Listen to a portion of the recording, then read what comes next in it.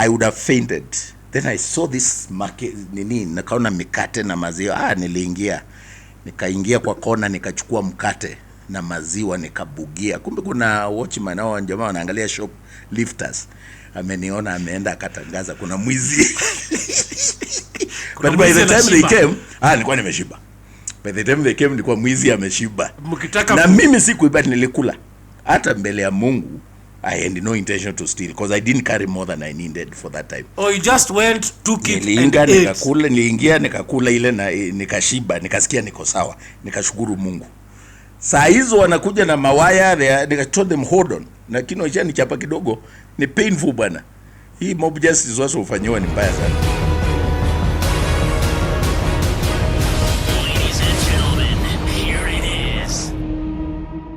Ladies and gentlemen, welcome to our amazing 5th episode of This Is Wakemani podcast, live from Loiter Street Pension Towers 5th floor. Leo ni siku nzuri sana. Leo ni siku ambayo tumebarikiwa, and for you to know that we are blessed, you can't imagine who our guest is. Our guest, you have never seen him frown. Personally, sijai muona amekaa ati leo nimekasirika, amekunja sura ati kitu imemkasirisha. Ever since I knew him way back, way back, we have worked together in so many projects, and when I see him, kwanza huwa ana smile. We are yet to know what is the secret. Why? What does he do yenye ana smile through his pains mpaka siku hii leo, wherever he goes, it is always joy, joy, joy. Karibu sana Dr. Ezekiel MUTUA, CEO MCSK. Hey, Kimani Wagutu. Yes, sir. Good to see you. Good to see you, sir. How are you? What an introduction. You are one. You make me feel good. Jamii upenda kusifiwa, mkama ukimsifu tu nasikia roho imetulia. That's why we live long. You just massage mkamba zigo kwa kumwambia wewe ni mtu mzuri. Uko sawa. Unaona vile umeniintroduce? Hii ni miaka umeongeza. Thank you. But it is very true. Thank you, really. Hii maisha itaki makasiriko. Kitu ya kwanza, you live only once, but they say if you live it well, once is enough. Once is enough. Kila siku kaa na furaha, jipambe. Hadi kitoka hapa naenda kushukuru mwili. Unasema acha nikae mahali. Sinywi pombe. Sinjoi kunywa pombe wala sigara, kuvuta sigara. So you've never. The joy, yes, this joy is self-generated. Allah. Yeye itokani na inducement. Mimi nilitafuta nikasema vile sinjawahi lewa. Na sinjoi vuta sigara wala wala bangi. Sasa lazima nitafute njia ya kuishi maisha mzuri. My dad is 110. Yes. So I learn a lot from him, naangalianga tu zile vitu anapenda. He used to drink a lot. Okay. Kabisa. But mimi sinjoi kunywa. Sasa furaha ya Yesu, kuokoka, kupenda Yesu, kujiamini, kupenda kutosheka na ulicho nacho. Ujisikia tu kwa mtu wa maana. Then niko na marafiki kama Kimani Wagutu, anakuja na kusifu. Anaku appreciate. Anapapa ego. Na then that's another thing, by the way, which why I could not miss your show. It was tough, you know. Yes. Because if you learn to live where you are appreciated, not tolerated. Yes. Wale watu angalia tu kwa maisha, wale watu ukupenda kama vile umezazo umenisifu. Mimi nitakuwa nikikuja hapa tunapitia. Because when you praise people and you give them their flowers, when they can smell them, yes, you actually increase their lifespan. Really? So that you don't have to say it when they die. But honestly speaking, Daktari, you are one amazing soul. Thank you, sir. I was the one day that I was so excited. Uliponiita ulinipamba na maneno, nikasema kwani Kimani alianza kukunywa pombe. Because akiongea vizuri. It was like a poem you are reading. You know, you have such a beautiful story. Then I was like, Kimani. The first time we met, I knew you did not know me. Yeah. Tulikutana, you had suggested that we go to somewhere in Kibwezi mahali. Yes. We were doing for something for KFCB, public awareness. Mheshimiwa, you came and said hi to me personally. Yes. And you told the person who was seated right next to you, yes, okay, do you know this guy? You took your phone, na ukamuonesha jokes zangu. Yes. That day I felt so humble. Mimi hujasikia venye mimi nilisikia hiyo siku. Lakini hiyo joke unajua ulikuwa umepiga. Unakumbuka? Ni gani hiyo ilikufurahisha hivyo? Hiyo joke joke ulikuwa umesema. Utakumbuka tu saa hii. But in any case you are talented, my brother. You are gifted. Thank you. When you know that God has just gifted you. Thank you. And you look for your niche and you polish that niche. You refine your talent. I think life, all of us can live a good life. There will be challenges, yes. There will be reasons for us to be groomed and to look to look sad. Yeah. To look forlorn and all that. But someone said there are two ways to live your life. Oh. One, like everything is a miracle. Or like nothing is a miracle. I chose the first one. That everything is a miracle. Even to meet you today and for you to do what you have done. Yes. I want you to know I'm grateful. Thank you. It's a miracle. Thank you. There are so many much, haters out there who say very bad things. Yes. You chose to see the positive side. Yes, and you. God bless you. Thank you so God bless much. you, my brother. You resurrect and you move on. You move on. Yeah. Yes. That's why we said that for this show we have just to celebrate you. Thank you. We have to call you here because there are so many things people don't know about you. The first time I saw you, you gave me a smile that I had never seen. I was way lower emotionally than the way I am right now. But your smile that day gave me so much hope, and I knew, if I can do this, then I can still do better. And today, naweza tamani tu ueleze watu wetu wenye wanatuwatch leo hapa. Where did you start? Hey bro. Hiyo maisha yangu anza kila siku. Wewe kuna watu hata maisha yao bado wanaanza. Wamezeeka. Bado na wanaendelea. Na unaamini tu Mungu atakuonekania. Bado uko na imani. Unaanzanga kila siku. Si unaonanga hata naandika kwa magazeti. There are times hata watu wananisukuma, unaanguka unaambia Mungu usikubali niende chini hapo. Because there are people who don't celebrate success, and when you are succeeding, they start fighting you. But to cut the long story short, I was born and brought up in a place called Mwala in Machakos County. Went to schools in the village that are not on Google Maps. Some of them closed down. Moja, where I went to Form 1, it became a girls' school. Then ilifungwa sasa haiko. It does not exist. Yani ilikuwa ya kusaidia tu kijiji. Ilikuwa ya kusaidia wale watu hawapiti wajinga. Like mimi nilikuwa nimepita sana. I scored 33 points out of 36. And I was to go to Machakos High School. Lakini hakukuwa na mtu hata anajua hizo point ni za nini.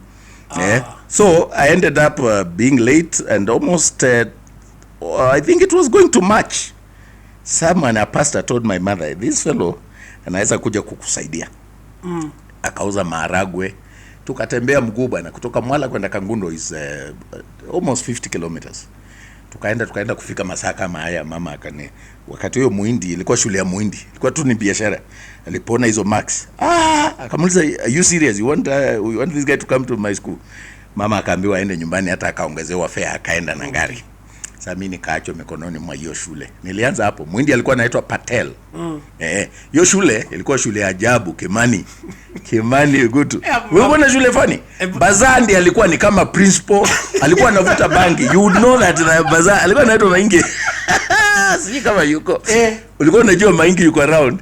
Ukisikia bangi inanuka. Bangi unajua ni baza. Then alikuwa anakuja anachapa mwalimu na anachapa wanafunzi. That guy was chaotic. That's how I started my education, man. In Popular High School. I'm not maligning it.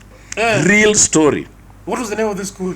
Popular High School. Popular High School. Ilikuwa ya Muhindi anaitwa Patel. We were doing business. Right in the market center. Ilifungwa by the way. Haiko ilisha. Ilifika mahali wakasema sasa. It was just biashara, but it was focusing on it was like a bridge in case you don't make it to Form 4. At least kuna ka certificate ka bridge kalikuwa kanaitwa KJSE kakuonyesha ulienda secondary Form 2. Sasa kalikuwa kana kudistinguish between yule jamaa wa primary na wewe wa Form 4. Wewe uko pale tu katikati. The other people were not supposed to make it in life. Yo alikuwa anaenda shule kama hizo. Popular High School. It closed down. But let me tell you, my brother, education is an equalizer. Do you know the girl I married 26 years down the line, my wife? She went to Kenya High Form 1 to Form 6. Ukamwambia kuna kitu unaweza niambia. Shule kina Martha Karua, kina Njoki Ndungu, big women. Lakini wakati tulikutana chuo, nilitoa mistari. The girl is still in my house 26 years later. Education is an equalizer. Kijana akisoma anakuja mtaa. Hata akiulizwa what happened ajui ni nini. Ajui nilimchorea mistari. Na unajua hii mashida it sharpens you. Yes. It makes you don't want to miss the target. Yes, unakuwa street smart. Confused a Kikuyu girl bwana. Oh. Yeah, she's from Central. Mlikutania wapi? KU. Nilipoenda first undergraduate. Oh. She was heading Bible study, mimi nilikuwa mtu. Tulikuwa wote kwa CU. Okay. Lakini sasa unajua huko ninajitolea. Naimba choruses. Kana imbisha pambio.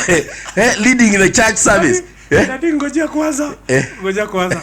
Hebu niimbie ngoma moja, wacha nikusikie. Hebu niimbie tu one worship song. I want to hear you sing. Hizo songs ziko.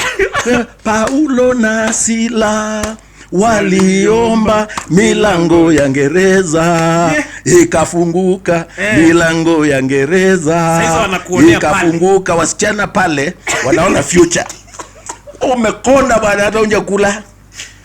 Lakini background yako haionyeshi uko na furaha ya Yesu, na you are leading the church, you are leading the service, you are concentrating on exam, unaenda unapita cut.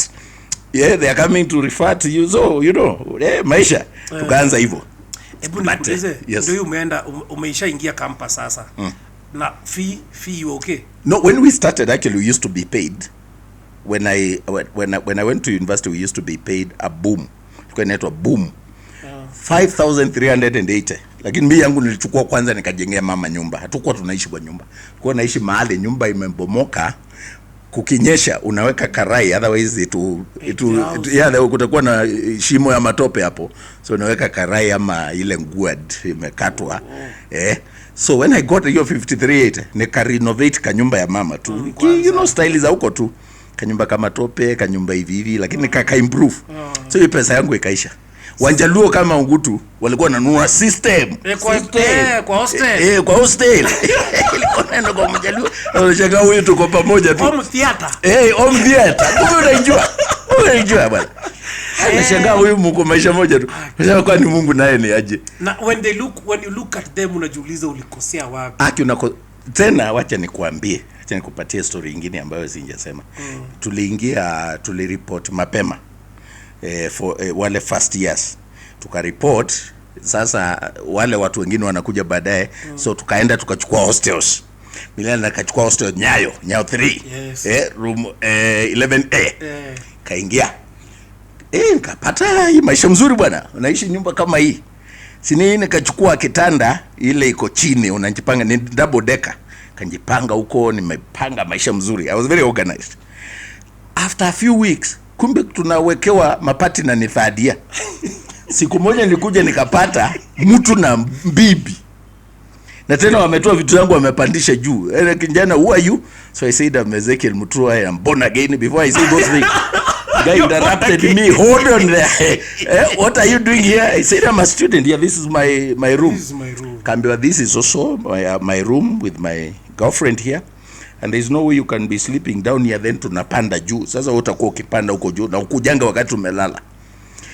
The guy introduced himself. He told me I'm here. So he asked me what are you doing? Akasema I'm Bachelor of Arts, BA in Sociology and Linguistics. He asked me what is that? I am so and so. I'm doing triple mathematics and I'm a third year.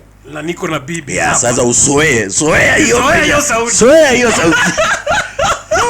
Jamaa alikuwa anakuja na mfata anafanya vituko. Haongopi. Ninapanda huko juu. Mpaka unasahau Yesu jamani. Pepo nasema Yesu nilinde. Ziba sikio kwa sasa ziba nisisikie. Haki. Siku moja huyo jamaa alikuwa anamhubiria tu when he gives me a chance because he looked very hostile. EZEKIEL pia unajituma. Bado he looked very hostile. Bwana mwambia tu Yesu anakupenda. You know he was so scornful, anakupenda. Sasa wewe ndiye anatakiwa kupenda. You look miserable. Me, I'm that year doing triple mathematics. And you're here with a miserable life telling me that Jesus, he was very scornful, that guy. But you know the joy of the Lord, something started speaking to him. One day, kumbe unjamaa anakuanga na kifafa. Siku moja mimi niko fellowship, wako wamekuja wana vituko zao. Kumbe jamani wa kifafa. Wacha jamaa apatwe na ile kifafa. Wacha anguke. Wacha yule msichana ashtuke. Yule niambia ni bibi, kumbe she's also a first year, confused by this guy. Msichana alitoka mbio akaniachia mgonjwa wake hapo. The guy is rolling on the ground and grinding his teeth and he's hurting. Nilimbeba mimi, and he was a big guy. Pakas health center uko chini. I carried him, you know. I think when he recovered, bana aliokoka. Lazima utafute Yesu. Aliona nimempenda. He remembers those moments and we became friends. I hope he's not embarrassed in case he watches. You've never seen him up to. He grew up to become a very big guy. I will not mention a lot of things about it. Sijulikane jameni. Lakini aliokoka. Alijua Yesu. Yes. Na nilimwombea hiyo kifafa ishe. Umejionea. Huyo msichana alitoroka na alikuwa tu hapo ananidharau. Sikujua kuna kifafa na sikuwaombea wapate hiyo kifafa. Ni ati tu siku yako ikifika imefika. Mungu anaweza kukubiria kwa njia nyingi. Haki anakupata. So, unaona survival tu. Unateseka huko juu, people are doing funny things here na umeokoka. Unajaribu ukiweka muziki nini na radio yako huko juu wanazima. Ati umeweka gospel. Siku hizo tulikuwa tunaimba nyimbo za Munishi. Na kasanga. Niacheni niende nikahubiri injili, anazima. Anaweka Lingala hapo. Na system nako na pesa. But when this shisha came, akashikwa na hiyo kitu na nikampeleka hospitali and I took care of him, then back to the room.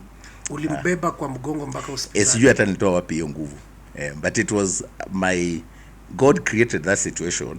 I think because he used to have it, he told me imemsumbua miaka mingi. And you know, it just comes. You never know. Laughing matter. No, I didn't know. Thank God it happened while I was there because he was really hurting. Unaona. Itakuwa mbaya. In fact, kama huyo msichana venye alimwacha hivyo, kama haungekuwa you would have died. Yeah. So you continued mpaka mkamaliza. We became friends kabisa. There is something. But unajua akilikaa mwaka mmoja akamaliza, so we started dating akiwa out of school. Life happened, we move on. Yeah. Let me ask you. Mkaenda mkamaliza shule. Yes. How was, because now ulitumia pesa yako ya ile ya boom ile nikajengea mama. How are you surviving food? Do you know, before I joined KU, because that's where I went for my undergraduate, after Form 6, I was in Tala High School. I was the CEO chairman and the school captain. Kwa naishimika sana. You have been a leader also. I was a moral cop hata huko. The 88, 89. Na nikafanya vizuri, captains mara nyingi wako wanapita, nikapita vizuri. Sasa nilipomaliza Form 6, nilienda kusomesha shule iko karibu na kwetu. It was the common thing. Ukimaliza Form 6 ulikuwa automatically you become a teacher, you'll get a school to teach before you join university. Sasa kule nilienda kufunza because we were very poor. There were some sisters of mine who had been thrown away very far. Walikuwa nasomea huko Kalama and they were just attached to just a Christian brother who and known our poverty. So hao wamemaliza class 8 akawachukua. So they were not in a very good school and you know he was paying their fees, he was struggling. Mimi nimekuwa mwalimu wa secondary bwana, nikawachukua nikawaleta hiyo shule. I was earning 1900. Kwa nalipa sasa na walipia fees. Now when the time came for me to go to university, because of my good name and record na vile nilikuwa nafunza, sikufutwa. Niko chuo na bado mimi ni mwalimu because my sisters are in that school. Yes. So nilikuwa natoka huko naenda kufunza Thursday, Friday, nafunza Saturday, Monday narudi chuo. Tuesday, Wednesday niko class, Thursday Kunjituma was a person. Kunjituma. If Kunjituma was a person, that guy would be me. Yes. My sisters are doing well wakamaliza. Yes. That is amazing. Lakini niliendelea tu nikipata pesa na improve. I took over my parents because niliangalia nikaona tunarushiana, tuko na ufukara, my brothers are not doing well, they also have their own challenges. Sasa Mungu akanichomoa hapo katikati because niko hapo katikati. So I started taking care of my parents nikiwa mdogo. I've done it for 30 years as if they have no other children. I saw it hata kuna siku ulipost nikaona umeenda ku take care of your dad. They live well, yes. Baka nikasema nikauliza, I took that photo, nikauliza my sister, do you know anybody in this photo? You are taking care of your father like you are not a CEO kabisa. Yes. Hapo wewe ni mtoto kabisa. Hata ukiangalia Christmas, nilimpelekea, tulimchezesha ukatuni aje yona. Ile Father Christmas yamevalia zile mavitu. Hizo mavitu, it looked so funny. We laughed, we had fun until late at night. Which is very nice. Mzee wa over 100 years. 110. Lakini tulikaa wale watoto unaona kwa hizo picha ni 5th generation. Watoto wa watoto wake. you know, the fifth generation. But So he's blessed. is he still conscious? Yes, he knows he can mimi nikifika anajua ni mimi nimefika. Yes. So of course lapses memories sometimes at that age, dementia imeanza kuingia kidogo, but he's blessed. I'm blessed to have him at that age. You're so blessed. Na nampenda sana. Unampenda. Umeangalia hizo pictures za Christmas? Niliona nikaona huyu naye huyu ni baraka ya mzazi kabisa. Jack and Jill. Hiyo story bwana. Hiyo story unajua is the closest I came kuchukuliwa fingerprints. Sijawahi kuchukuliwa fingerprints in my life. At crime yoyote sijawahi. Lakini siku moja hiyo wakati wa hiyo nikiwa chuo. Sasa nilikuwa nimeishiwa kabisa. Nikauliza, nikaambiwa yule mtu anaweza kusaidia. And there is a very important point there. Kwa maana ni vibaya sana kwa una relative in town. Nairobi. I think it gives hope kwa tuna mtu anaweza tembelea. Kama yule mtu anaweza tembelea ni Mudhama wa Jamestown. Sasa alikuwa na ofisi tu hapa later, but he used to be at Corner House. Senator. Sasa wakati alikuwa vice Kano chairman. Yes. Pesa ilikuwa mingi. Nikaenda kwa wakati wa Moi. Pesa ilikuwa inamwangwa. Sasa watu kama hao walikuwa nasaidia sana. Sana. But that day I was not lucky. I went, nikaandika in a piece of paper akapelekewa. Uliambiwa andike? Nikaandika unawatiwa ni nani, my father hajulikani. Sasa baba yangu hata ni thank God nimemhubiria. Hakuwa anajulikana mbinguni wala duniani. Ati ni mtoto wa nani akani dismiss tu. Because there is nobody. Do you know there is no other body? There is no other MUTUA. I've given my father validation. He says he's the father to MUTUA. Mimi nikisema mimi ni mtoto ya Nyithia. Sasa unauliza wewe ni nani?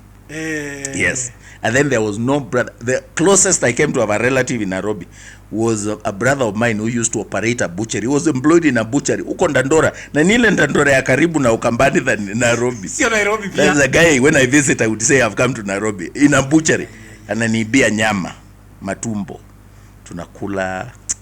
Lakini nampenda sana. Daktari. So back to Jack and Jill. So siku moja nimekuja kuona Mudhama. Nilikuwa naambiwa story zake, is a very generous man. Wenenda siku hiyo sikuwa na bahati. Nilikuja na alikataa kuniona. Ulikuwa umetoka wapi? Nilikuwa nimetoka KU my friend. Juja. Na sina fare. Nilikuwa nimeambiwa ukimuona he's a very nice guy. Hata kama ni 3,000, you know, ni mingi wakati huo. And I came with faith. Suddenly sikuonekana. Na unaona hizi vitu ndio ufanye vijana wanjinyonge siku hizi. Nilikuwa unajikaza tu.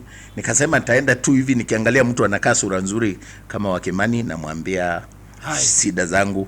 Akielewa ni sawa, kama elewi ninaendelea. Nothing to lose. Yes. But I tried that several people. That day was a bad day for me. So I reached Jack and Jill, nilikuwa naenda OTC nikachukua ngari nyingine niende KU. Na niongee na makanga nisamee, you know, somehow nirudi KU wao wanjeliwa wa home theater ni waokope pesa or something, you know.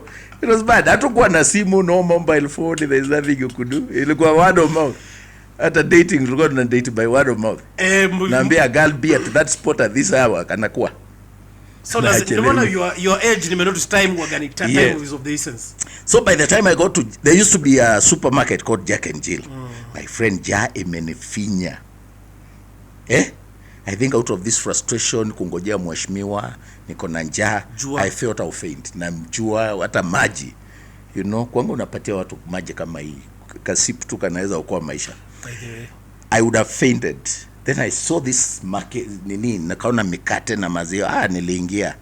Nikaingia kwa kona nikachukua mkate na maziwa nikabugia. Kumbe kuna watchman hao jamaa wanaangalia shop lifters. Ameniona ameenda akatangaza kuna mwizi. But by the time they came, nilikuwa nimeshiba. By the time they came nilikuwa mwizi ameshiba. Na mimi sikuiba, nilikula. Hata mbele ya Mungu I had no intention to steal because I didn't carry more than I needed for that time. Oh, you just went, took it niliingia nikakula ile na nikashiba, nikasikia niko sawa, nikashukuru Mungu. Saa hizo wanakuja na mawaya, nika told them hold on. Na kino cha nichapa kidogo, ni painful bwana. Hii mob justice wasa ufanywa ni mbaya sana. But I told you that's the closest I came kushikwa. Nikawaambia listen, don't touch me. Do you know who I am? Sasa niko na ile kizungu ya kuhubiri kwa crusade. Hata sauti inatoka ni ile, msiniguze. Mnajua mimi ni mtoto wana. Sasa wakashtuka, akaona niko na authority. So alienda wakaita manager. Sasa manager nikaweka gear ya mahubiri, now I took charge of the situation. Otherwise wangenichoma. Nikawaelezea I'm so and so. Ninasomea Kenyatta University. I was coming to see Honorable Modhama in Corner House. I gave them the true story. Kwa nimesema nitasema ukweli. From there, let's reason together. Sinjakula tangu jana. Na nimeenda nikakaa huko for almost 5 hours. Amekataa kuniona. I am even going back to KU sijui naendaje. Nikamwambia mzee, umembarikiwa. Ni Muhindi. Nikamwambia umembarikiwa, uko na mikate, you have more than enough. Nimekula tu, sijaiba. Unaona kitu nimebeba? Nimekula tu. Mzee, ungejua vile umembarikiwa na vile maisha iko ngumu kwa watu wengine. Hata mimi unafanya na kuhurumia jameni. Ungejua vile ninateseka.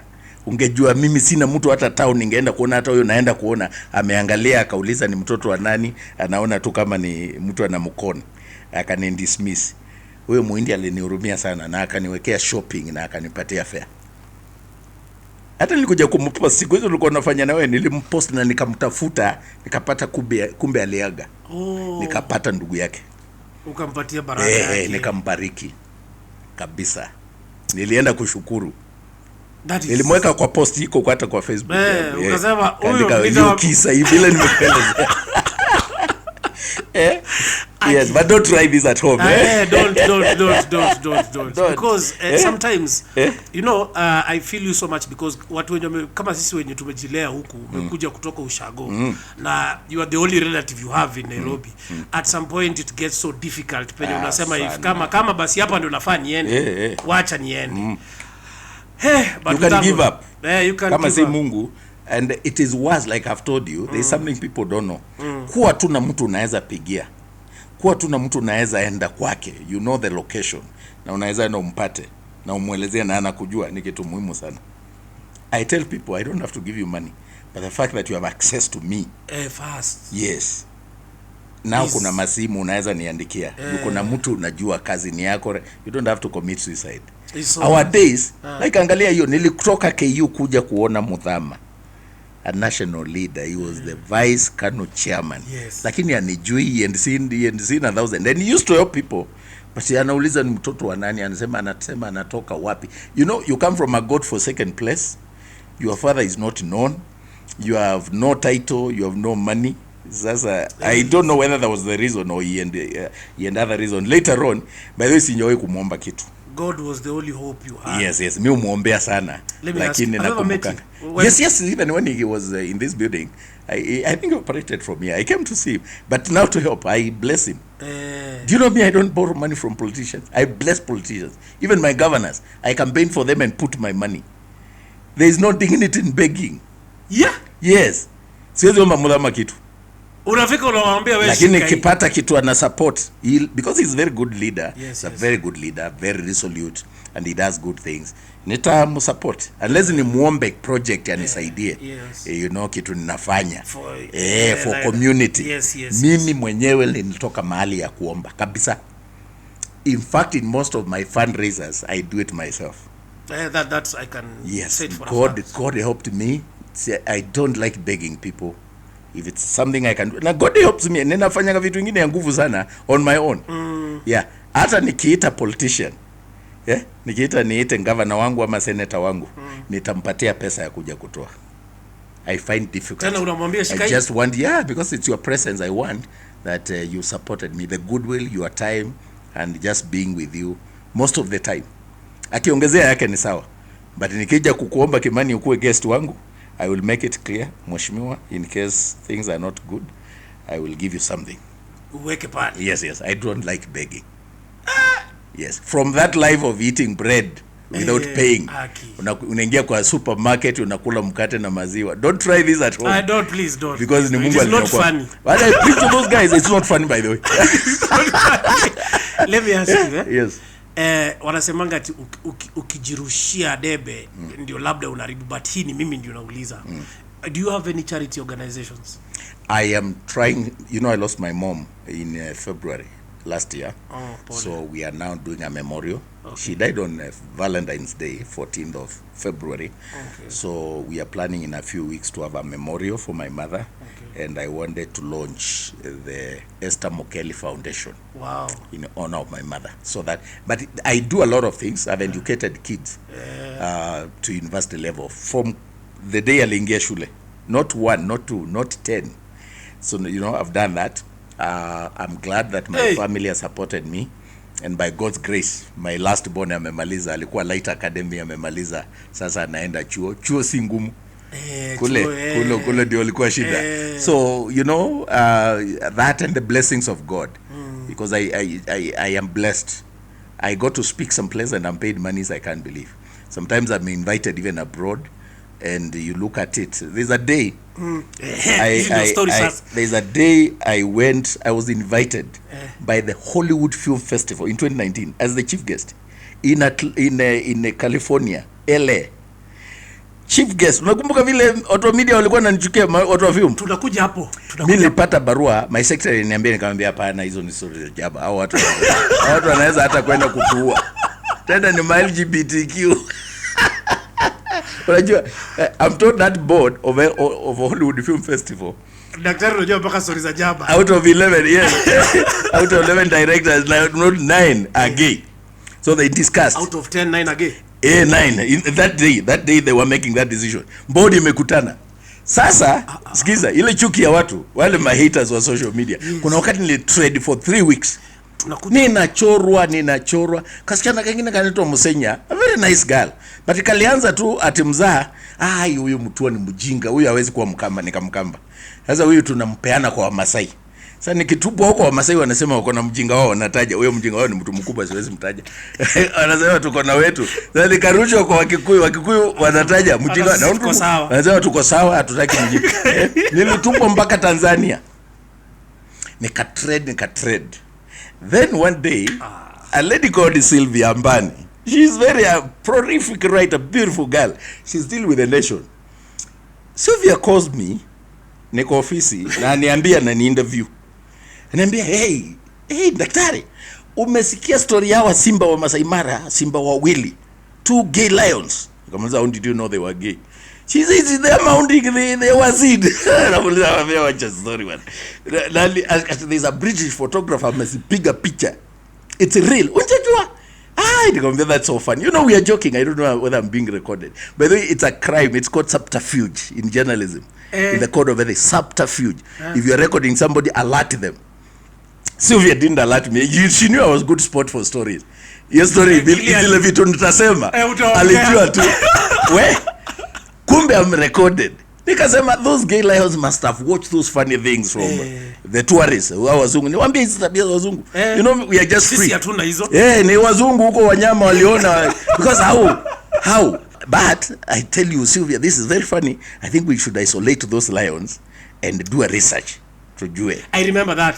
Unakumbuka? Your story, Trevor Noah at CNN was at the top of his game. Akachukua hiyo story. I've appeared in Trevor Noah bwana. Akachukua hiyo story, akaichora, anacheka. This Kenyan politician dump like hell, you know. He's enjoying me, anaona mjinga. Then wanaweka picha yangu, you know. Then those lions and so on and so on. The head of Kenya's film censorship board, EZEKIEL MUTUA, called for the lions to be isolated.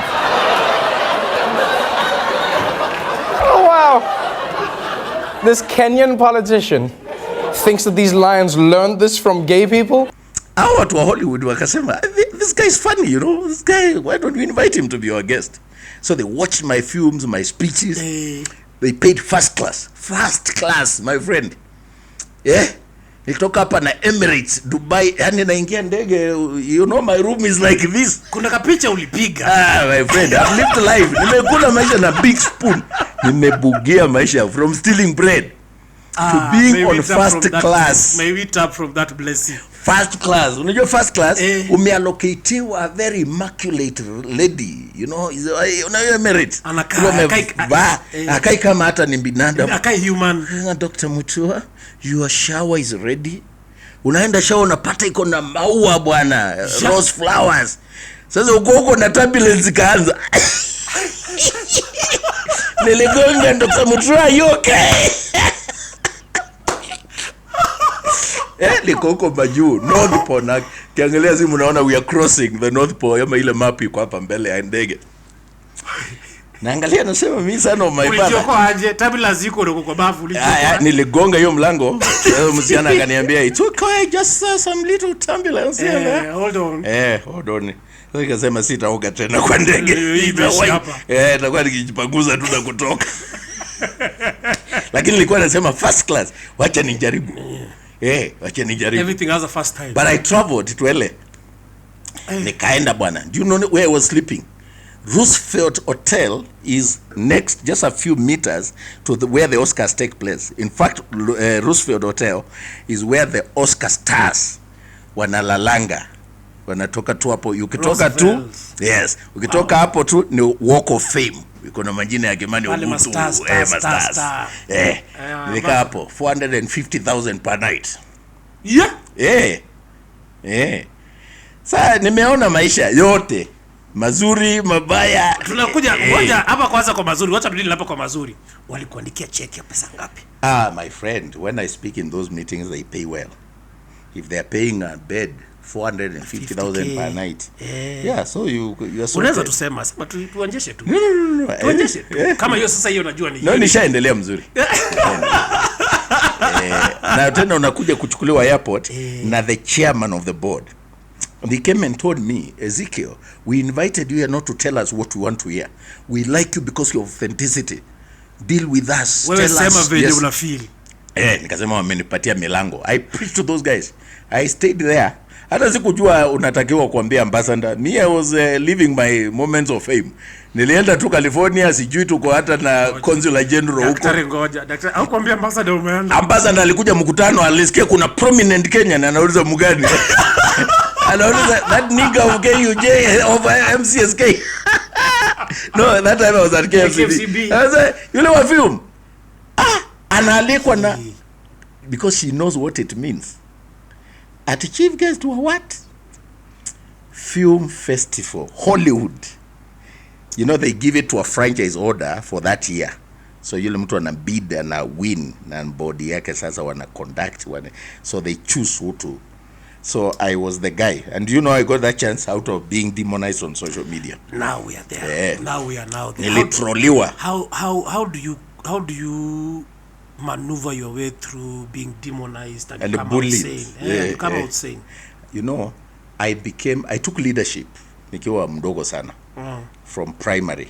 So I was used to being, going against the grain and sometimes stepping on people's toes and looking like you are preposterous because you want people to follow rules and they think you are being holier than thou. Nilianza nikiwa primary because when you are meant the school head boy, you are the one who is reporting the other students, who is telling them how to behave. Yes. Sasa unaona wengine hawataki, wengine wanakuchukia, wengine wanakuoppose. So you get used. You know, some of these young people who are grown up still like a generation, sio hawa ni wengine. You know, they have never been hated. They have never faced opposition. So akipata anashtuka. Me, I grew up hated. I was hated from birth. And opposition. Because do you know, even my mother tells me I overstayed. Why I'm called Mutua? Mutua means to overstay. Kijamaa kilikuwa tu kinakataa kuja ulimwengu. Overstay. Nilikaa, I think it's not being born in 9 months. Nilipitisha, I think nilikaa 12. Nikaa mwaka Sasa nilipozaliwa nikaitwa Mutua. Is somebody who stayed. I didn't want to come into this world, but for God so loved the world. Wakasema na nyinyi ngojeni. Especially Wakamba. Sema wacha tumpatie, anaweza saidia. I seriously believe that it was God's plan. Yes, because now ndio hiyo ukaingia, but that time ulikuwa na trolled na ulikuwa KFCB. Na hiyo time KFCB pia ilikuwa watu pia wako wanakupiga vita sana. Watu wa film. Mkinita endia party jameni. Uko hivi lakini kuna tu tension. But Ezekiel will come, he will laugh and he will give good news. Nikuliona picha tulidance wala. Niliona picha na ukapiga jokes. Na akina mchungaji na mtumishi. Yes. That is so nice. That is so nice. And then tulishi maisha mzuri bwana. Ukawaachia pia kampuni ikiwa sawa atave. I found KFCB with a budget of 88 million annual budget. Yes. Nilichora kutumia akili. Nikwambia kuona shida ukiwa mdogo ni kitu mzuri sana. Nilienda kwa Minister of Finance. Nikamwambia this thing hii nimechukua because that time I had a job with the government. I was the Secretary of Information. Yes. So I was seconded to KFCB. And when I got there and I looked at the mandate, it was so critical because they are regulating what Kenyans are watching. Yes. And that time we had just moved from analog to digital, yes. which we pushed with CS Matiang'i then. The side effects of this shift from analog to digital, more expanded space, availability of handheld devices by children, yes, more spectrum, and I knew there would be the side effects, and we needed to take care of them. Yeah. The side effects were the globalization and access to content that does not align with our culture. These LGBTQ things that people are talking about, vulgarity, yes, obscenity, easy music, nudity, and yes, so on. Yes. I knew they would be prevalent because we have shifted to a platform where we have access to more content from other countries, yes, and their cultures are different from ours. But that is what looks cool. If Rihanna appears looking this way, our girls want to imitate. Yes. If you say Miss Universe is this more slender girl who has fasted for a year, Kulangi, then we think that is fashion. Our girls want to fast. Yes. And I thought there needed to be a conversation. Otherwise, girls will fast to death. Yeah. In the name of then if you are fasting. plump, you start hating yourself because you think that kuwa mkubwa sio urembo, you are not beautiful if you are, Yes. So I was like, we need a conversation because this is an attack on who we are as Africans. It may not be designed by design, but it is something to deal with, and as leaders we need to. Nikaenda kwa waziri. Thankfully, my chairman was Bishop Kosgei. He's now a nominated member of parliament. I remember. So I went and told Bishop, we need to go to the minister and argue our case. We can't operate with this budget, with this kind of mandate. Nikamwambia our mandate is not just to regulate films. There is a rationale behind it, which is to ensure that films conform to Kenya's culture, moral values, and aspirations, and above everything, that we protect children from exposure to harmful content. Yeah. If we go with that story, you will understand our mandate better. Then you will see our relevance. Yes. Because if children watch things that promote their values, yes, decency, respect for law, for authority, they will become better citizens. Yeah. If they see the story of Kimani Ogutu and mine, and then they see, so you nice end up and down, you can be like MUTUA uliiba mkate kwa duka, but now you are a CEO, so you don't have to give up. Yeah, you don't have to be loved by everybody because you can't. You're making a lot of Hata Yesu hakupendwa na kila mtu. So I was like, we can do different stories. And then that time there was a lot of negativity. Ulikuwa unaangalia news, story ya kwanza ni murder, rape, corruption. It's like news is not news unless it's bad news. There was nothing good. Yes, unaona watu wanatukana president na wanapewa airtime. Kabisa. Like, guys, do you know what you are doing? Anaitwa kwa interviews. Huyo ndio atapita. Huyo ndio atapigiwa kura. Because it looks cool to do that. If you don't do that, utapigiwa kura. Do you know that is why I stopped watching Kenyan news? Yes. So I told my guys we have a bigger mandate. We have to shape Kenyan values through what they see. We have to develop material and content for our children. Give us and we vet this one. And the ones that is bad, we say muzazi, PG, parental guidance. Yes. Ile mbaya tunasema hii, funga, zima. Pombe advertise kuanzia saa 4. Niliita breweries. Walikuwa nadhania ni mzaa. I summoned the entire board. Yes. I told them 14 days, you align, remove all the beer adverts from Watershed. Nitakuja after 10. They came to my office. Big directors, kizungu. Nikatoa kizungu. Sasa wanaangalia, who is this thug? Who is he to summon us? Nikaelezea, guys, you're going to do that. And you're not living here before you sign a consent form. I remember. Because I've given you demand notice to pull down those. Imoja ilikuwa njefu kwa Inange. At 7 p.m. when advertise. Taska. Kaambia hakuna kitu kama hiyo. Hiyo utatoa. Ye tangazwe. Ingine, it was even misleading information. It's like you gain some sexual prowess. Ukikunywa pombe. Look at what it has done to people in Central. And yet they were misleading people. And they knew. So I was like, guys, I told the board of KBL, walevi, they don't need to be advertised. They know you are targeting our children. They know where to get beer. Wewe ni watoto wetu unafuata. This is what you're gonna do, guys. Either mutoe the misleading information, mukileta pombe museme pombe ulewesha, and they can undermine your moral judgment. Musitudanganye hapa. Yes, kama ni sigara, utaweka hapa it kills. If you're willing to put that banner, mtu avute akijua, this thing can kill you. Cancer ndio. It will kill you na utoe. If you're willing to do, short of that, take this thing to out of the watershed to 10, after 10. Sita wasumbua. And you did it one. Ulikuwa unaona zile vipindi kama 10 over 10 ya Willis Raburu then. I never bothered because it's coming after 10. Because I created a conversation and told parents, after 10, take care of your children. What are they doing? Waende wakalale. Hata wewe uko wapi jamani? Kila mtu ako na responsibility. Kuna ingine K24 hata nilikuwa naambiwa ati niliacha because Kenyatta was the president ya a lady called Gertrude Mungai. Is it Gertrude or June? Ilikuwa si Mombasa Raha. Ule Mombasa Raha. Watu walikuwa wanasema mbona umeacha hii? Ilikuwa na socialites who are doing but it was coming after 10. That is the law.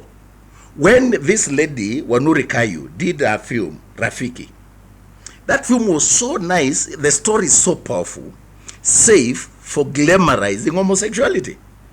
Because when this story ends us, if we finish this by hugging and kissing and we are men, what we are telling the people, and it was about overcoming those challenges, how LGBT people are, marginalized, demonized, and tortured, the suffering. Okay. But the moment you end that film, the message you are sending is that you will overcome. You fight on. It ends with that nice ending. She was calling it a happy ending. Kambia hakuna kitu happy ending. Kata hiyo. Tell the story without glorifying. Because I was saying, we know murder exists, rape and all those social ills. You don't glorify. You don't end up and saying that is a happy story. Kambia kata hapo. Akakata. Daktari, nobody would. I banned it. Nobody would have done that job better than you. You know, Kenya brothers took me to court. We won. Tulienda kotini tuka-argue. Nikaenda mbele ya judge nikasema, my lord, would you want your child to be a drunkard? Are you a judge because you drank your way all through since you were a judge? Judge akakubaliana na mimi. We were given the orders in favor of KFCB. Wanuri akaenda kotini. Tuliwin.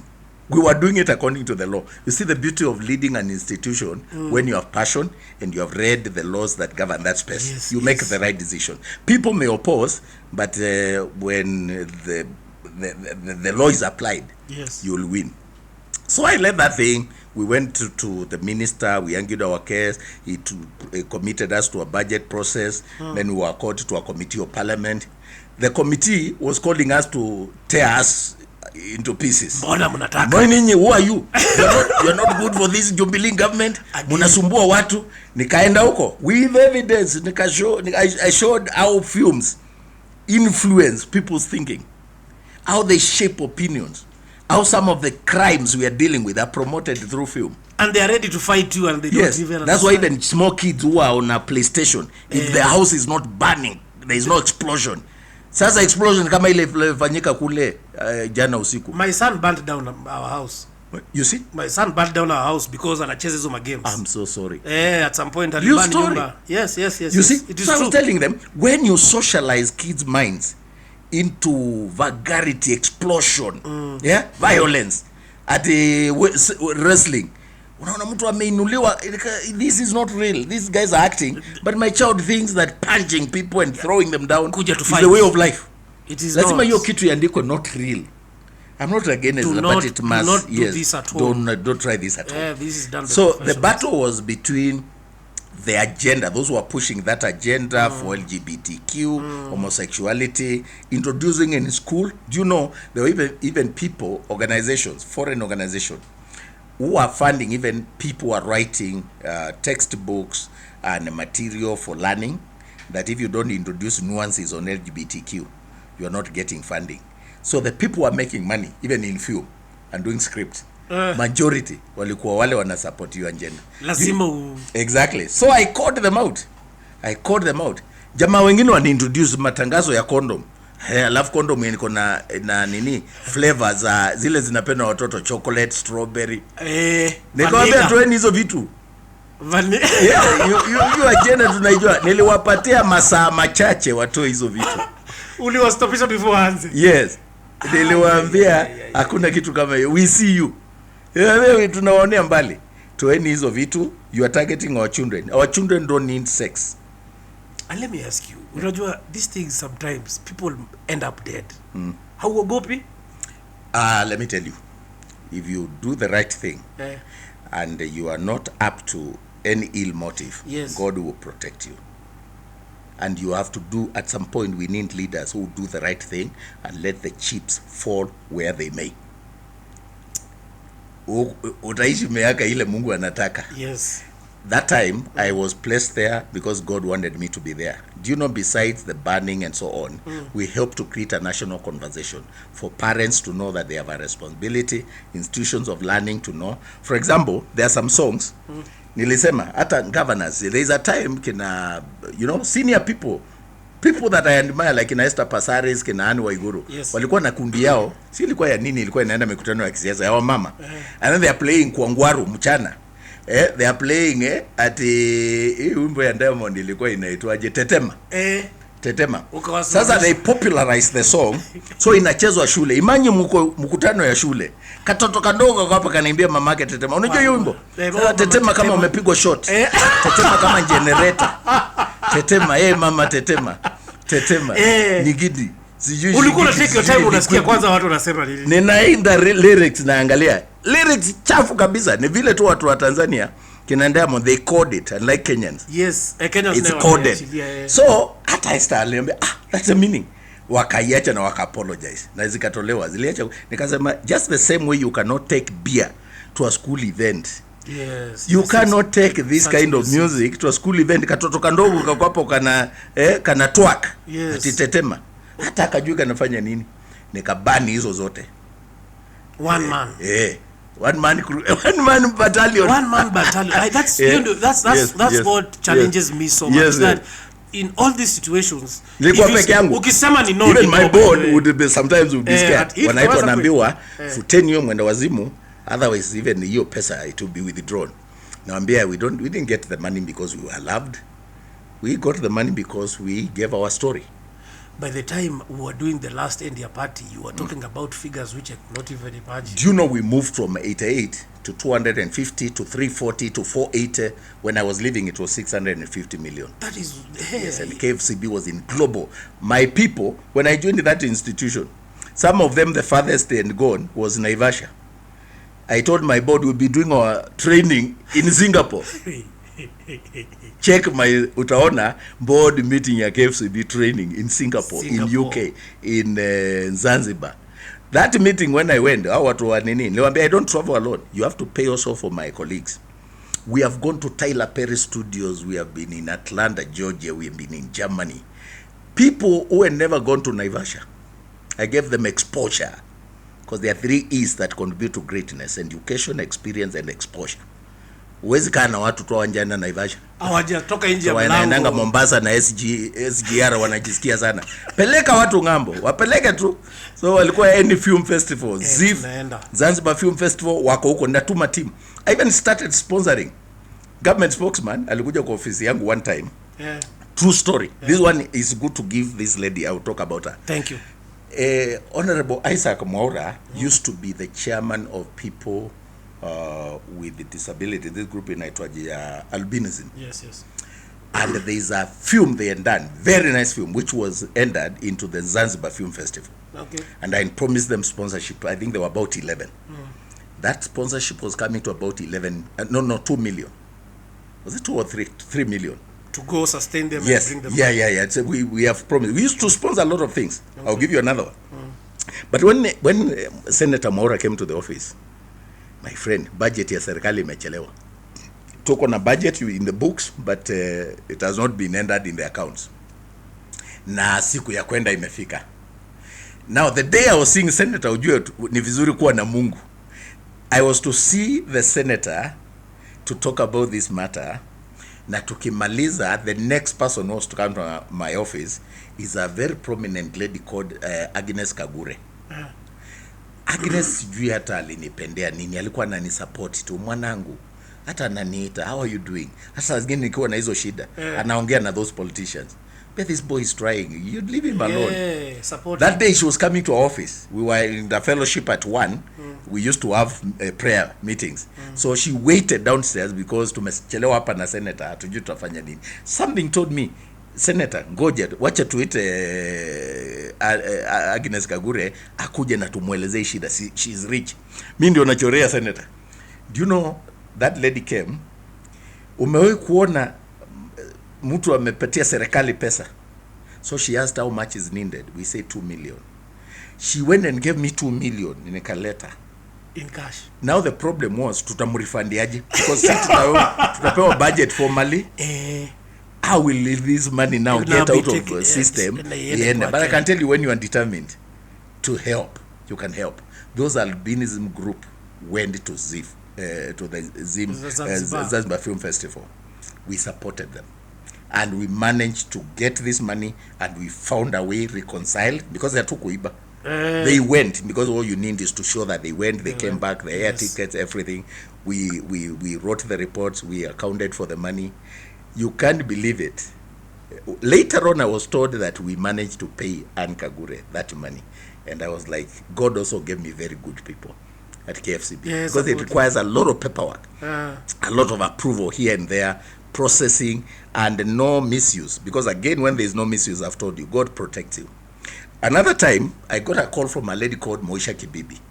She runs an acrobatism group in Kamukunji, somewhere. Yes. Inaitwa, hiyo group inaitwa Zuma. Inaitwa FBI. FBI. Yes. Sasa the lady I invite her, she has been calling, she comes to the office, she tells me what they have been listed, they have entered finalist in a world acrobatism competition in Arizona, in the United States. How much do they need? 5 million. Then nikamuuliza, wewe, is it 5,000 or 5 million? Na unaona naweza toa, akaniambia yes, mheshimiwa, tuko na imani. Tuko na imani. Nikamwambia si ungeenda kwa mwanasiasa, who is your MP? Akaniambia, na si ungemtafuta tu, menjaribu. So I speak to my people. We used to pray. And my managers tell me, sir, we can look at this vote and give them 1 million. But they needed 5. So we told them that's the best we can do. It is not here, but you know, my managers have committed, they know what they will do. Then when they left, we took photos. They were very nice people, a young group. They did that acrobatism bwana. Mtu anaruka mpaka kwa roof. Naruke chini. Yes. Nikapost hizo vitu. Dennis Itumbi called me. That time, our president was the deputy president. Nikamwambia boss, nataka kuona hao watu. Yeah? Yes. Nikawapeleka Karen. We raised that money on the spot. Now vijana walikuwa na akili, walitengenezea the president, then the deputy, very nice, hizo mavazi zao na kofia. Tulimpata na suit, he's doing meetings. Wakamwambia badilisha, change. Tukaingia hapo kwa nyumba. FBI there. Yes. Walikuwa wanadansia. Yes. I remember. Yeah, hata they performed at State House juzi. Meeting ilikuwa, nikaambia president, you remember?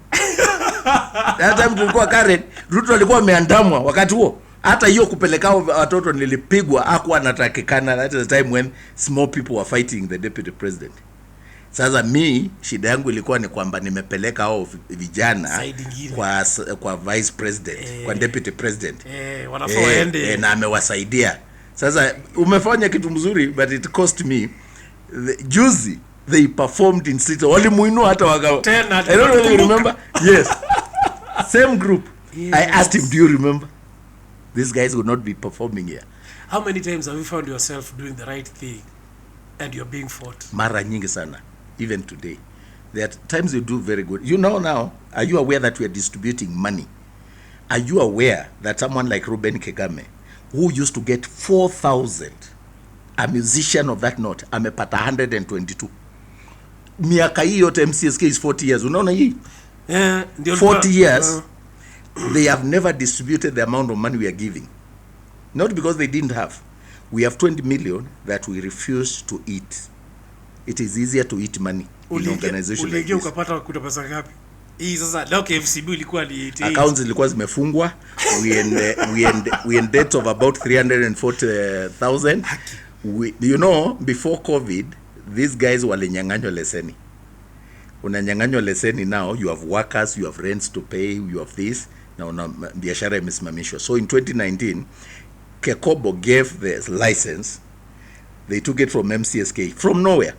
You know, you advertise, you say we apply to get a license. They had paid, I think, 5.4 million. For those who don't know Kekobo, Kenya Corporate Board. So you invite application for those who want to get the license. You pay 5.4. You are not given the license, and the money is not refunded, and the license is given to someone else. And you have workers, you have offices across the country. They went into debt. Yeah, until 2019 when they came back they got the license back. Then 2020 COVID comes. There is no entertainment anywhere. There is no collection. Matatu industry is not paying. So I found an institution with debts of 340 million. Yeah. At some point, auctioneers would come and then they find me. Mheshimiwa. Unajua I have a personality. Ni wewe wanaenda. Pole. Because they know it was fictitious. Yeah. Do you know, there's another lady, okay, we are paying, she claims she was defamed on Facebook by an employee of MCSK, and they collude with all manner of people, and we are paying 8 million. Son said, I can't pay. What is this nonsense? Who is this? Aya, ukidhania ni mchezo, you get court orders. You pay. You find someone else as this, so about 340. And then the worst, around this time last year, the license is taken away. The Kekobo goes public that we have no license, we have no right to collect, and they close our accounts, and all the money is transferred. And a week later, I lose my mom. So I've not paid salaries. I have auctioneers in the house. I've lost my mom, and I am making arrangements for the burial. And those guys have no sense of shame. They're not human beings. And you're still smiling the way you're smiling right yes, now. Yes. But who smile too? Nilikuwa na smile. Hata watu hawakujua. But I fought that battle. I decided that would be the last time they would do that to MCSK. I exposed them. I fought them. And I will fight them. Musicians have suffered because of that nonsense. We are people in government who have no sense of shame. No sense of shame. People whose claim to that office is their tribe, is that their tribe is in power. It is their president. Still live in that yes. era. Oh yes. It is actually worse now. Go live with this. I'll tell you, Ogutu, there has never been a government where people are flouting tribalism like this one. Yeah. Nakwambia. Right now there are people without a title. But they are very powerful. Where have you seen that since the Moist time? Yeah. And they can scare you, they can come here and harass you. I have seen one. You know why? Why, my brother? Why? If you have no title, get lost. Get out of our faces. I don't care who you are. The worst thing that So who are you? You are going here at a PSs wanakusalute. Ministers wanakusalute. What kind of a government is this? How? And then when now you are doing the right thing, you are demonized. I told them kuna Mungu. Kuna Mungu. You know what I like? This president taught us not to fear. This president took on the system. He's in power because he's fearless. There will be other people who will be fearless and will call out the crooks. The president is very good. The first lady is very good. We have a very good deputy president. But the system, the crooks who drive the system, my friend, they will need somebody who has God himself. You don't answer to a witch. You don't answer to a politician. You came to this city without a godfather, and you called them out. And there is one here. And I'll deal with them. Not by power, not by might. There is nothing they can do. Can I tell you? There is nothing they can do. Invite me next year, I will come. Na wale wanajaribu, they will die. I will never attend. They will never attend my burial. I will attend theirs. Yes, you'll be here. Yes. In the name you can't live. You cannot run a country like that. Where, Wakimani, you have no title. You're not a PS. You're not a minister. You're not a CEO. And yet tunakusalute. We are supposed to fear you. How? Do you know why we are in the situation where we are? And I hope the president can listen. Yes. It's because why our children are committing suicide and this Matara business, and we have auctioned lives. They are meaningless. It's because we reached a point where it is not predictable. You know, Kimani, when I was growing up, I knew my my parents were poor. I had nobody to mentor me, but I knew, and my teachers told me, if you work hard, if you are disciplined, you will get a good job. It was predictable. It was predictable that if I do the right thing, I'll be rewarded. You'll find yourself here. If I am employed in a company and I work hard, I'll be promoted. It was given. We lose that, we have no country. That's why people have no hope. Because why do I work hard when a crook is hovering around here, no masomo, no nothing, and is the most feared animal? So what are we telling our children? That education doesn't pay. That discipline doesn't pay. What do you know? Yes, it's who you know. Now, when you reach that point, let me tell you, we had better get to the streets. Yes. We are destroying our country, and it will not happen. If it takes one man called Dr. EZEKIEL MUTUA to speak out, I will speak. Of which you have done. I love this government. So I love our president. You know it. Yes. I support the system. I don't beg. Yes. I don't earn anybody's money. Yes. I work hard. For your money. I did not start working because I'm a CEO. I started working when I was the head boy of Ikumeni Primary School in 1982. Then I became a prefect in the popular high school. To Mwala Secondary, to Tala High School. I was the CEO chairman and the school captain. Yes, there's nothing I'm making up. That's my DNA. Yes. And there's nonsense that we must call out. Why should we do it? We must do it, Wakimani, because if we don't do it, these young guys will lose hope. Yes. These guys need to know that if you are disciplined, you will not be arrested. Kama unjaimba kitu ya mtu Wakimani, utashikwa. Hakuna fingerprints hapo. Kama unjakosea mtu na ukufanya hatia, you can prove your case. Yes. Lakini kama utakuja hapa ushikwe atuwekelewe mashtaka ya uongo na people demonize you, it's wrong. It's wrong. It is very wrong. It's wrong. And let me tell you, those guys who do those kind of things because they have money and power, that money has the blood of people in it. It has no blessing. They will die miserable, one by one. Wakae wakijua. Where is my camera? Wakae mukijua. You cannot oppress people using your power, the authority God has given you, and you live long. Even if you live long, you are living a miserable life. We must come back to the basics. The basics are, you don't have to have a godfather to say what I'm saying. I'm not saying it because I have a policeman guarding me. Yes. You must do it because it is the right thing to do. You must do the right thing, work hard, and that you are sure that tomorrow is guaranteed. That if you are a good man, if you are behaved, your future is bright. I must tell my child that you're not big because of me. If you work hard and embrace the values I'm teaching you, then the future, I can leave that as legacy. Yes. Because nowadays it has people have lost hope. Do you know, kids are committing suicide because they look at it and they wonder, the crook next door is the one prospering. And so kwa nini nilisoma, kwa nini utie bidii? Yani I don't. So turudie hizo basics. Na Mungu akikupatia nafasi, saidia watu. What is the life worthy if we are not helping each other? Lift somebody. Don't destroy people. Support them. Help them. Yeah. Hao watu wanafanya hivi, hao watu lazima tusaidie rais. Aelewe, awamsaidie. Yes. This government, if we continue like this, in another 2 years, the mood of campaigns will be fever pitch, and these things will be remembered. It looks like you've experienced. Nimewaanalyze sana. No. You know, it is like somebody. You see, like now, when I was moving out of KFCB, it was meant very clear. You have served 2 terms, you cannot continue. Okay. But you find another person who has done 15 years. Me, I did 6, and that's it. The Lord does not allow. So why is this other guy 15 years? Why in the same country, same law, same state corporation, and the same person who is telling you this is the same person who accommodated this guy who went for 15 years. Yeah, call out that nonsense and let the media focus on that nonsense.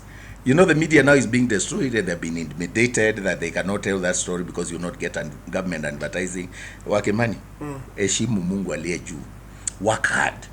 Maisha ni mzuri sana. Mimi nikitoka hapa naenda kushukuru mwili. Friday. Go have fun, read books, watch movies, entertain myself, enjoy, and tomorrow I'll be as happy. I was just saying that story because I deal with a lot of kids. As I was getting in, someone is calling you, telling you, and you know, this kid, he was the best place to get this job. It has been given to someone else, and these are people you know, and you know it's the same corruption I'm talking about. If we allow this to permeate the government, particularly one which came to power on the basis of Christianity. Yes. And doing the right thing and fighting corruption and fighting the system.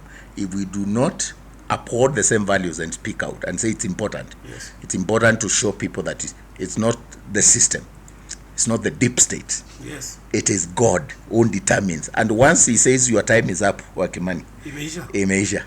Imeisha. extendi. Uwe na pesa kwa bank ama una, uwe na godfather ama una. Kweli. So do right and let us have predictable values where, Wakimani, if you work hard, you know you will survive, we will support you. Where you are celebrated because you are a good man and you're not demonized for being good. Yes. You know, people like Mother Teresa, she was just a teacher in Calcutta. She was not a senior person, but she used to walk to school over dead bodies in one of the poorest areas in India. And one time she said, enough is enough. So she went to the principal and said, I'm resigning. I want my paycheck. I want to go and help those people. It's not right for me to be walking over dead bodies every day as I come to teach. Why? What walikuwa nakufa? Njaa, umaskini, uongozi mbaya, you know, all those kind of things. Social injustice, and where some places are marginalized, you know, the kind of life that we are trying to normalize. So she resigned. And with that little money, she started helping one person at a time. That's my policy. That you don't have to have a title or be a big man. You can influence society and impact society by just doing the right thing with the little that you have. Yes. So Mother Teresa is quoted to date, not because she was a huge philosopher, but because she did something different. That inspires me. Nelson Mandela ruled for only one term. He was in jail for 27 years for standing by his principles. It shows us that jail cannot conquer the spirit. If you are determined and you are jailed for fighting for the truth, it cannot kill the person. You can't jail my spirit. I'm free. That is why and God has not given us a spirit of fear, but of love and power, and sound mind, so that we tell our children there is hope. And the hope can only come when the patterns of behavior and the patterns of life are predictable. That you come to work at 8, you are a good worker, you are punctual. There's a principle called punctuality, discipline, hard work, persistent, resilience, vumilia tu. Hata kama tuna pesa tuseme tunalipa mshahara, lakini vumilia tu. And there are others to tell you the story. And we promote those good stories. This country is so amazing. This is a beautiful country, and there is enough for everybody. That's why you cannot afford it to normalize and tolerate the kind of greed we are seeing. People came to power just the other day. They are now flying in choppers. Have you seen watches? MUTUA watch inaonyeshwa. Yeah. Some 1.2 million, 2.5. Yes. They are here. What for? See, me niko na ini. This is a very serious watch. I bought it, I think, in one of the flights. It's a serious watch. You don't need. Where are you wearing that? What for? When it gives you life. Si tunaona tu, you know, greed. Lakini yako pia sio kidogo jameni. Hii kitu nilinunua, you know, ilikuwa per DM. Haikufika 20,000, but for CEO it is okay. But when it gets to 2 something million, why? When the children next door are dying of hunger. You are an MP. And you are an MP. Yeah. So just nunua kasa. Hata mimi Mungu akininua, I'll keep reducing my lifestyle. Sitakuwa na hii pomposity. No. Mungu akininua, the more I go up, kasa kidogo tu kakuona tu, I don't even have to wear a watch. Watu wamekuwa na greed like utaenda na zambi mbinguni. When you die, hata kama tukikuzika nayo, it is not useful to you. But I wish people can know the value of life and not amassing wealth at the expense of someone else being hungry and somebody else being marginalized and denied opportunity. I will never stand on the way of someone, and this is my record, by the way, Wakemani. You can even go to KFCB. Yes. KFCB was a state department. When I got there as a CEO, I thought I can make change. I can give people careers that they will forever, their lives will never be the same again. I was told like that. So what do? I told them we are going to have KFCB as a state parastatal.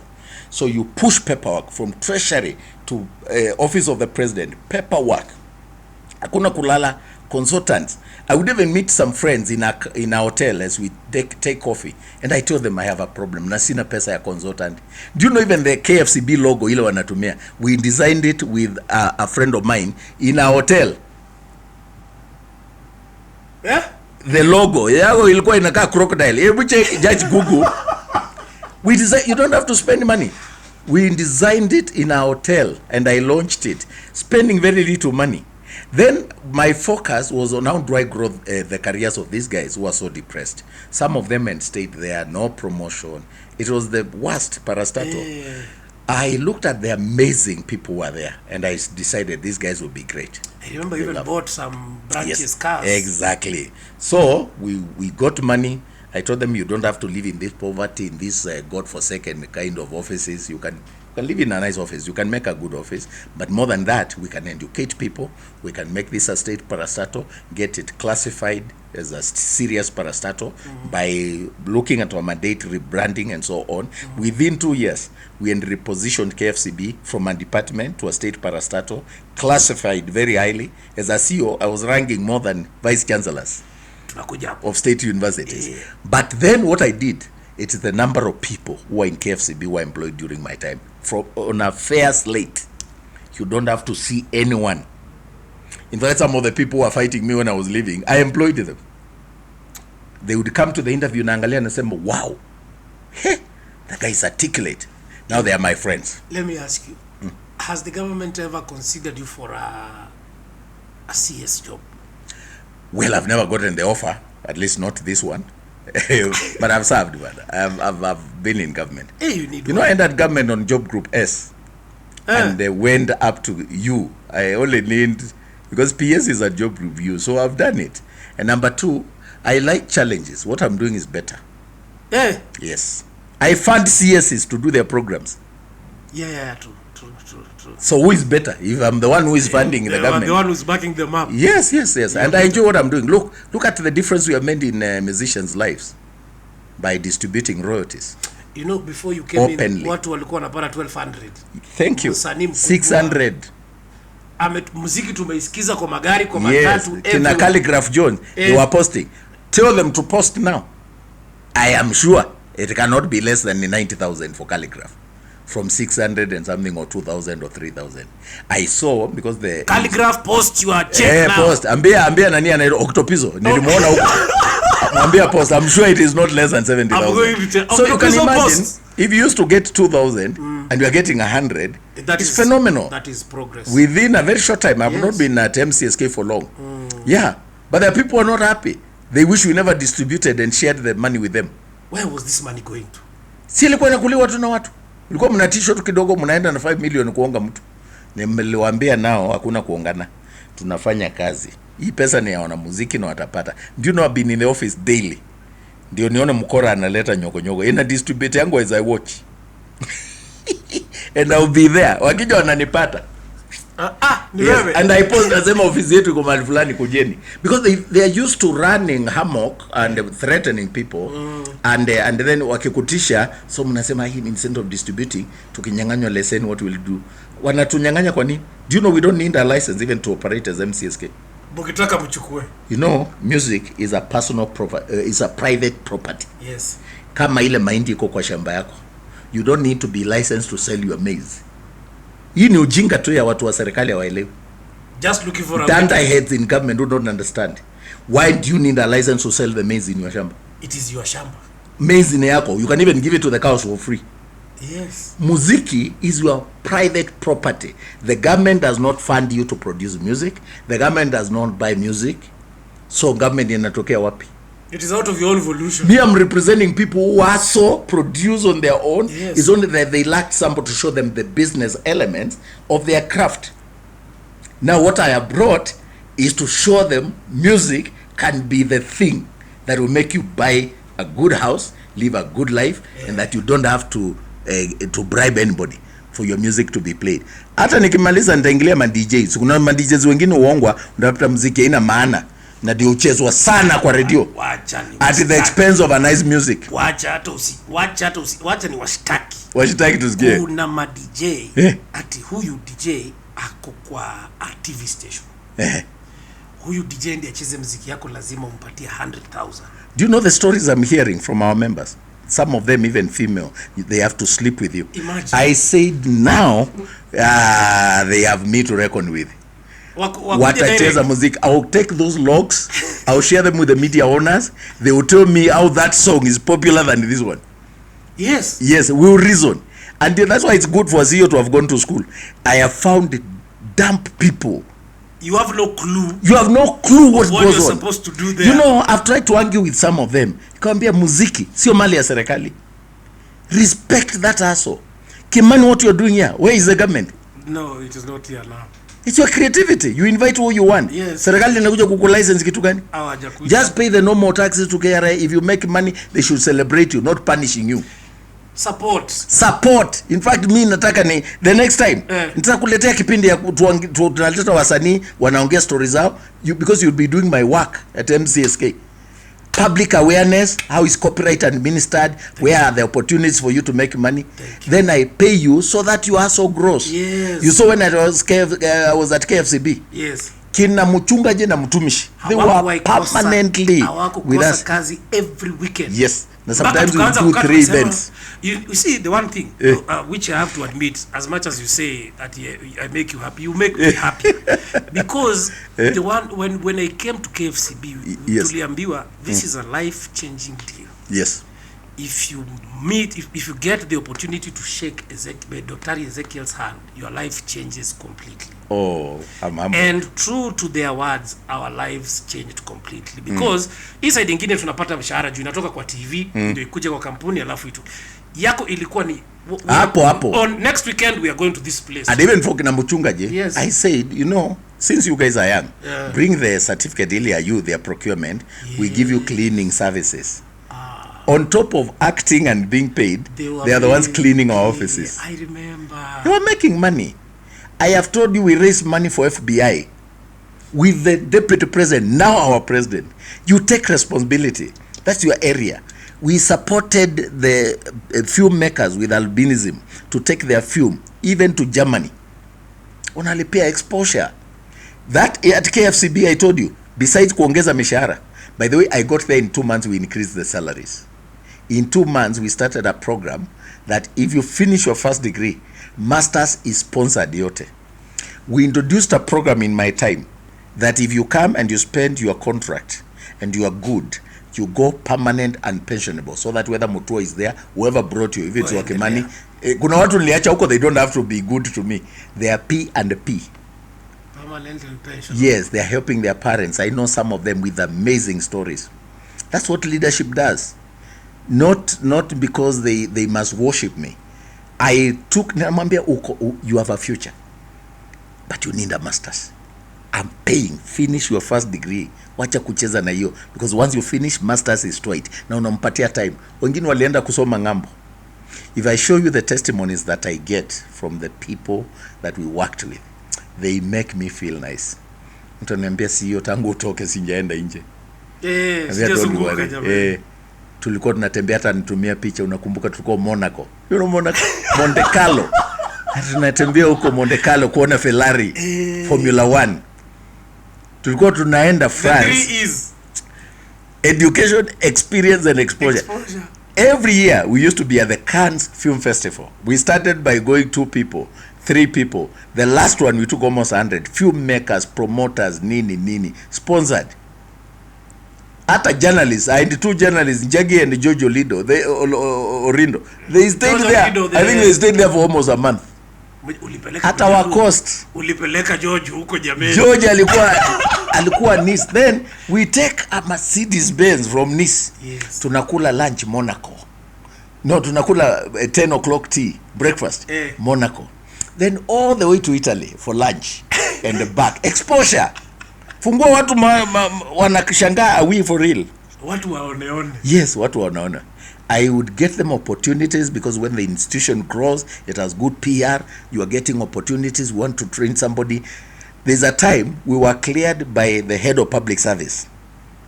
22 people. You know, when they were saying government people, there is no traveling. Because I have money and I have sponsorship from international community. Yes. The head of public service cleared me and the board. The entire board, we were in South Africa because we ended partnership with African with the South African Film Board and the University of South Africa, UNISA, to train our people on classification, because we were looking at the future. Where is content classification going? So we had signed. Then we signed with the Nigeria. We even started African Content Classification Harmonization Committee, where I was the vice president, with a seat at the AU, so that you drive the content classification and you align it with the African Agenda 2063. Way ahead. Yes. Not just having a dumb guy sitting in an office with some checked coat doing nothing. Na oni mbele. We were taking our people. Look at Hollywood, you know, that's the best in terms of film. Our guys nilikuwa napeleka, kuna vijana walifanya film ilikuwa inaitwa Watu Wote. Yes, Watu Wote, yes, I know Watu Wote. Ika-nominate wa Oscars. I looked for them, sponsored them. When we went to Los Angeles, na wakaenda, you know, ile kamulima ya Hollywood nini, the day they were going to listen now to know whether they have won. I put the president on loudspeaker for them. I told Your Excellency, encourage these kids. Then picha ukiangalia ziko kwa Facebook yangu, you think it's a wedding. Nimewa package, nimewa brand, wame dress well, they are looking in, and I told them, get in. You have received the accolades from the highest office in your country. Whether you win or not, it doesn't matter. Mukitoka tunaenda dinner. They didn't win, of course, but I took them for dinner. Then while I was there, I organized with the Chamber of Commerce and Industry of Nevada, Las Vegas. We hired a vehicle, went from California by road with those kids to Nevada. Las Vegas. What takes place in Las Vegas stays there, they say. Tunakaa huko. We screened that film in the biggest theater in Las Vegas. They saw the who is who, the governor, the who. Exposure. You know, you're so passionate about art. Yes. In a way that I don't know how it can be done. It's not being as you and the farthest you have taken people is Naivasha. Peleka watu ngambo, Monaco, Los Angeles, California. Do you know there's a day I was driving to the office? Hapa tu. Napata simu. Na you know me, Mungu niongoza. Nikaangalia, I don't pick. You have not had my phone ring since. It is off. Nikiamka hata kama ni rahisi nitamrudishia. I live my life the way I want. There's nothing at emergency naweza kosa kazi kwa pointiwa waziri. It doesn't bother me. So kama ananiita nipatie kazi, nitarudisha kama ilikuwa yangu. Kama ni yako ni yako. So I cannot live under the nini at I might be called. I don't live under that pressure. No, sina pressure. You will never hear my phone ring. But I will return all the calls. Nimerudisha yako na ndamia. Nilikuwa nikaona Mungu ananiongoza, tunaangalia, unaona inalia. Nikachukua phone number. Is that Dr. Mutua? This is State House Nairobi. The president would like to see you. Ala. Kasema nikaona ni saa 3 inakaribia. So I told the driver, let's turudi, kuziniambiwa gate D, tukae hapo tungojee saa ifike. Kuingia, my friend, unachukuliwa na controller. I was like, aya, kwani nimepromotiwa. Unapata kinywa waiting for you. Nikapata waziri Amina na ma-PSs. So nikauliza, kwani kuna nini? Kuna nini? Wakaniambia kuna watu hapa wamekuwa wanaenda finalist Miss Universe, na president alikuwa anataka wasaidiwe, alikuwa amewapromise msaada, na akaambiwa wewe ndiye mtu anaweza aminika. They were beautiful ladies, you know, finalists, models, warembo. Ndio models for real. Wacha wanaenda finals global. Do you know ilikuwa wapi? Tyler Perry Studios, Atlanta, Georgia. And yours truly is the one leading the delegation. We are going. Na unajua president alikuja kaliza, wewe Morocco, sasa nataka upeleke watu na unirudishie. Alafu ananiuliza, na uko na pesa? Nikamwambia yes. What do you need, your excellency? Yes. Akaniuliza, nini, what do you need? Nikamwambia nothing, your excellency, just your blessings. Nimepigia finance money, nikamwambia external travel iko na kitu. Nikamwambia iko sawa kabisa. Tuko na ngapi? 11 million. ambia niko na hao watu hawa Kinyo yuko hapa, Kinyo write a letter, we are cleared by the minister in charge. Jioni how through France you naenda tu maisha mzuri tu. Do you know who the MC was for that event? Steve Harvey. One Steve Harvey hosted. Yes. Oh yes. Yes. How was it? Ilikuwa nakaa Sheraton, Georgia, Atlanta, Georgia. Suti safi. Yaani maisha mzuri tu. Zile suti Sasa zako nikiwa huko napigia ambassador wetu huko California, I mean Atlanta, Georgia. I think we should pass by and greet you. It's 5 hours flight. You're passing by in 5 hours from Georgia, from Atlanta, Georgia to California. Cool. So unatoka huko unaenda kusalimia balozi alafu unarudi. And but na turingi ngoja kwanza. Mimi hata kuna mahali penye umeniwacha. Mtukufu rais akakuuliza what is needed, ni nini inahitajika, na ukasema uko sawa. Excellence, we need nothing, just your blessings to just clearance na baraka zako tu. Akanisa unajua this one's my travel first class or business. Yes. Nikamwambia sir, we have money, your government has facilitated KFCB, we have money. Unajua kama external travel iko na pesa na umekuwa cleared, sasa iko sawa, hakuna maswali, na wanaenda na warudi, sio kitu ati unachora ati hawakwenda. Nikawapeleka na nikuwarudisha. Akanishukuru sana, he gave me half a million. Wewe ni mtu wa maana sana. Yani you're very nice person. My the president telling you that. Yeah. You don't tell the power, you don't go there begging. Yes. You're not respected for begging. I told you begging has no dignity. There's no dignity in poverty. So niliita my finance manager. Kamuuliza, do we have something on that vote, external travels? Akaniambia iko na pesa. Na unajua kwa serikali, if you don't clear that vote, hiyo pesa unarudisha. Yes. Na president si ni Mungu tu amepanga hizo maneno. Because most of the external travels zile tulikuwa tunaenda tumelipiwa. So we have not exhausted. Other guys wana exhaustianga because they have no partners. Pesa yao yote ni ile wamenjilipia. Me, I have friends everywhere. Even now. Si nilikuwa na marafiki hapa, hata hiyo event tulikuwa nayo last week at Safari Park. Unajua musicians, they have never been called. 40 years of MCSK's existence imekuwa ikipeleka watu huku funny places, DJ places. Sasa walikuwa Safari Park. Wanakula breakfast, wanakula lunch, wanasikia appreciated. Why would you want to take them to Ruiru? Why would you? Peter Kigia unampeleka Ruiru? Why would you want to take? Treat them well with the respect. I want to thank you so much for giving artists value. How artists? Nimewaahidi. I will connect them with the world. We have signed over 100 bilaterals from the US to UK, and by the end of this year we will pay 1 billion. At least I'm aiming at 2. Na ninajua mahali pesa iko. I just need the support of government. Now we are not going back. And I'm sure you will make it work. There is a day, my brother, nitakuja hapa niinue hii kipindi yako. This one, support. I'll get you musicians. There is a day. Amen.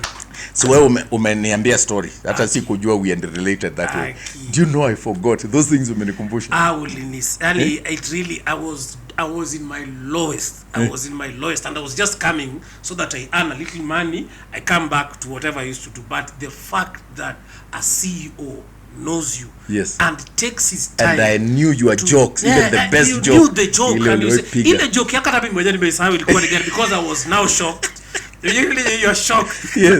Do you know this guy? Wacheni na ukatoa simu CEO, yes, ukatoa simu na unaonesha this. Thank you. I'm happy it inspired you. I really felt so I'm inspired. happy it inspired you. And ever since that time, I always knew that whenever I start my own thing. And you're going far, my brother. Thank you so much. You are going far. Thank you so much. Yes. I'm happy to see the level of excellence that you are put into this. Hii inaenda mbali. Asante, man. And you need support. I'm appealing to everybody who likes excellence and who wants to get an opportunity for Kenyans to tell their story. Authentic stories. Yes. Stories not of life in a fancy social media, fake life, but real stories that can inspire for everybody to know, like Barack Obama said, that no matter who you are or where you come from, your dreams are valid. Thank you so much. Now tell them, this is Wakemani Podcast. Stay tuned. Yeah, this is Wakemani Podcast. Stay tuned. Thank you so much. Thank you so much, ladies and gentlemen. That was why I said we had to bring this gentleman, the son of the soil, the moral cop himself. And as you've heard, he has a very interesting story. Till next time, adios, amigos, and thank you for watching. Asante sana. Thank you, Wakimani. Beautiful. Asante.